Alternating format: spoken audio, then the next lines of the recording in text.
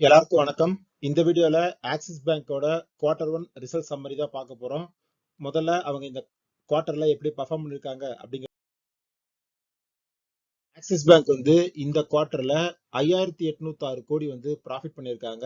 இது last year இதே குவார்டரோட compare பண்ணும்போது 4% டவுன். லாஸ்ட் இயர் இதே குவார்டர்ல 6035 கோடி இந்த பேங்க் ப்ராஃபிட் பண்ணியிருந்தாங்க. கம்பெனியோட நெட் இன்ட்ரெஸ்ட் இன்கம் 1% growth ஆயிருக்கு. இந்த வருஷம் 13,560 கோடி அவங்க நெட் இன்ட்ரெஸ்ட் இன்கமா பண்ணியிருக்காங்க. அதே மாதிரி பேங்க் செக்ட் ஸ்டாக்ல நம்ம முக்கியமா பார்க்க வேண்டியது நெட் இன்ட்ரெஸ்ட் மார்ஜின் எவ்வளவு இருக்கு அப்படிங்கிறது தான். லாஸ்ட் இயர் 4.05 இருந்த நெட் இன்ட்ரெஸ்ட் மார்ஜின் இந்த குவார்டர்ல 3.8% குறைஞ்சிருக்கு. ஸோ இது ஒரு நெகட்டிவ். அதே மாதிரி ஆப்ரேட்டிங் காஸ்ட் அதுக்கு எவ்வளவு செலவாகுது அப்படிங்கறத பார்த்தா லாஸ்ட் இயர் இதே குவார்டர்ல 9125 கோடியா இருந்தது. இப்ப 9303 கோடியா இருக்கு. ஸோ 2% ஆப்ரேட்டிங் காஸ்ட் இன்க்ரீஸ் ஆயிருக்கு. ஸோ அதுவும் ஒரு நெகட்டிவ் தான். அதே மாதிரி அசட் குவாலிட்டி எப்படி இருக்கு அப்படிங்கறத பார்த்தோம்னா அவங்களோட கிராஸ் என்பிஏ பர்சன்டேஜ் 1.57% இன்க்ரீஸ் ஆயிருக்கு. ஆக்சுவலி லாஸ்ட் இயர்ல 1.54 இருந்தது. அதுக்கப்புறம் குவார்டர் அண்ட் குவார்டர் அவங்க குறைச்சிட்டே வந்திருந்தாங்க. இப்ப திரும்ப அதோட அசட் குவாலிட்டி திரும்ப 1.57% போயிடுச்சு. அதே மாதிரி நெட் என்பிஏவும் பார்த்தா 0.45% போயிருக்கு. லாஸ்ட் இயர் இதே குவார்டர்ல 0.34% தான் இருந்தது. So both cross NBA and net NBA ரெண்டுமே இன்க்ரீஸ் ஆயிருக்கு. அது மட்டும் இல்லாம ஸ்லிப்பேஜஸ் அப்படிங்கிறது அடுத்தடுத்த குவார்டர்ல இதெல்லாம் கிராஸ் என்பிஏவா ஆகிறதுக்கான சான்சஸ் இருக்கிற கடன்கள். இது லாஸ்ட் இயர் இதே குவார்டர் 4793 கோடி இருந்தது. இப்போ 8200 கோடி ஸ்லிப்பேஜஸ் இருக்கு. ஸோ இதுக்கு அடுத்தடுத்த குவார்டர்ல என்பிஎஸ் இன்க்ரீஸ் ஆகும் அப்படிங்கறத நம்ம இதுல இருந்து புரிஞ்சுக்கலாம். அதே மாதிரி இதை ஈடுகட்டுறதுக்காக கம்பெனி லாஸ்ட் இயர் இதே குவார்டர்ல 2039 கோடி ப்ரொவிஷனா அலோகேட் பண்ணுவாங்க. இந்த குவார்டர்ல 3948 கோடி ப்ரொவிஷன்ஸ் அவங்க அலோகேட் பண்ணிருக்காங்க. கிட்டத்தட்ட டபுளா அவங்க ப்ரொவிஷன் அலோகேட் பண்ணிருக்காங்க. ஸோ அதனாலதான் அவங்களோட ப்ராஃபிட் குறைஞ்சிருக்கு, ரெவன்யூ இன்க்ரீஸ் ஆயிருந்தாலும்.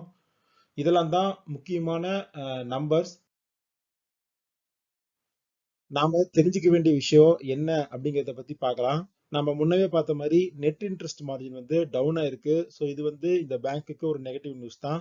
பட் ஆனா பிசினஸ் வைஸ் பார்த்தா டெபாசிட் 9% குரோ ஆயிருக்கு. அதே மாதிரி இவங்க கடன் கொடுக்குற அட்வான்சஸும் 8% குரோ ஆயிருக்கு. ஸோ அந்த ஃப்ரண்ட்ல பேங்க் நல்லாவே பெர்ஃபார்ம் பண்ணிருக்காங்க.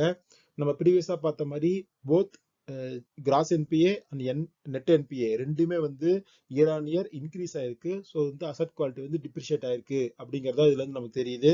அதே மாதிரி ஸ்லிப்பேஜஸ் அண்ட் ப்ரொவிஷன்ஸ் இது ரெண்டுமே அதிகமா அலோகேட் பண்ணிருக்காங்க. இது அடுத்தடுத்த குவார்டர்ல அசட் குவாலிட்டியை இன்னும் பாதிக்கும் அப்படின்னு தான் நம்ம புரிஞ்சுக்கணும். அதே மாதிரி இந்த ஷேர் இந்த ரிசல்ட்ஸ் வந்ததுக்கு அப்புறமும் கீழே விழுந்தது. லாஸ்ட் 1 மந்த்ல கிட்டத்தட்ட 13% இந்த பேங்கோட ஷேர் பிரைஸ் கீழே விழுந்திருக்கு. 1200 கிட்ட இருந்த ஷேர் இப்ப 1073 ட்ரேட் ஆயிட்டு இருக்கு. இதோட புக் வேல்யூவா பார்த்தா 580 தான் இந்த பேங்கோட புக் வேல்யூ.